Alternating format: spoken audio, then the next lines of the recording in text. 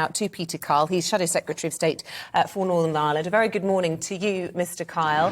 First of all, let's talk about, I suppose, your portfolio and the announcement yesterday that the extended deadline in Northern Ireland has been reached. What do you make of that?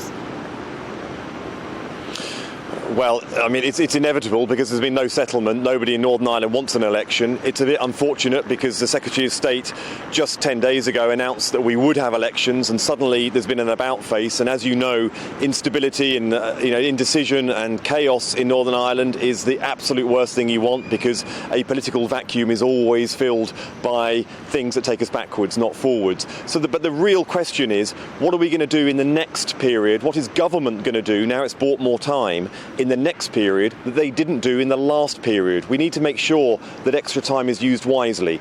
Now, the government is trying to separate the issues of the protocol negotiations with the EU with Northern Ireland politics. I say that they are indivisible. They need to be accepted as such. So Chris Eaton-Harris, the Secretary of State, if it was me, Secretary of State, I would glue myself to the Foreign Secretary. I would be the voice of Northern Ireland in those negotiations.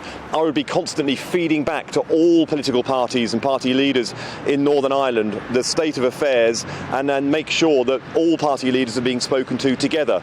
It's been years since all of the political parties were brought together around the table with either the Secretary of State for Northern Ireland or the Prime Minister. It's been years since the Prime Minister himself or herself convened multi-party talks in Northern Ireland. There's got to be a change of attitude. There's got to be more emphasis on Northern Ireland, and the interests of Northern Ireland have got to be put first, not as it has been for years now, neglected and used as a tool to beat a political tool to beat the EU with or other issues.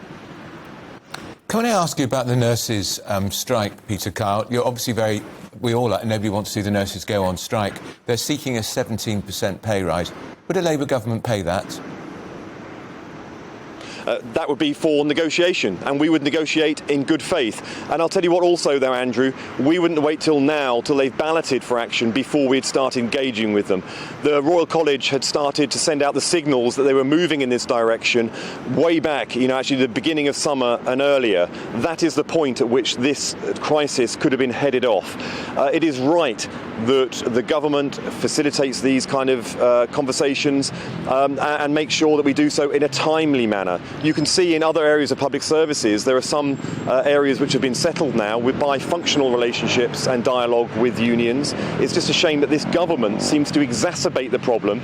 They seem to think that this is an issue that they can actually win in political terms, whilst workers themselves are being put through hell.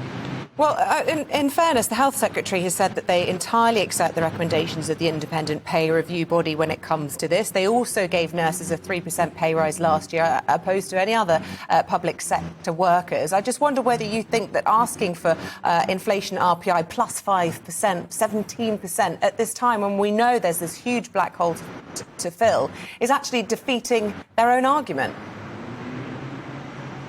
Well, these are issues that need to be dealt with around the negotiating table. The fact that government isn't around that table just shows that these problems can't be solved. They need to get around the table. Now, of course, there needs to be concessions. Workers have the right to strike, but isn't it interesting that nurses have never used it before? In 106 years, this is the first time. Now, that sends alarm bells to us. It shows that this is something extremely unusual. This is actually an extreme measure that they're taking. They have the right to strike.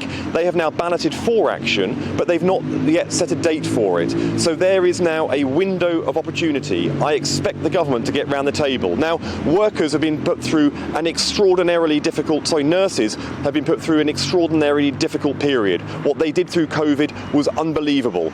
There is a worker shortage. 10% of vacancies in nursing and in the NHS are vacant right now. 10%. The extra strain on those workers in the NHS is absolutely through the roof at the moment. I've been into hospitals, I've seen it myself, people being treated on stretchers. Think of the people who are having to treat those people on stretchers. They themselves are having a really hard time of it. So we need to fix the workers, the challenge that we have with the NHS workforce. The Labour Party will we will double the number of training places for doctors and district nurses. We'll create an extra 10,000 nurses and midwives. We'll pay for that by cancelling the non-dom status, the tax break for wealthy people who are avoiding paying taxes in this country, so it's fully funded. We need to get the fundamentals of these sorts of challenges right, and we also need to get the fundamentals of running the economy right. The reason why nurses are stretched so much, like all other workers, is because the government blew a hole in our finances, so people are paying another £500 or £695 for their mortgages, and they're paying so much more for their energy bills unnecessarily. So all of these challenges are in the mix. Peter, if I can ask you just finally, your colleague, the Labour Mayor of London, Sadiq Khan, has urged the RMT to call off this ridiculous strike on the tube, the sixth one this year. Is he right? Should the tube strike be cancelled? I think Sadiq Khan puts a lot of effort. He is somebody who gets around the table with them. So Sadiq is right to call off for people to call his strikes, because he is always willing to talk to the RMT. He is always there to engage. I hope these strikes can be avoided, but I know Sadiq will always be available to have conversations, and I hope the RMT take him up on that offer.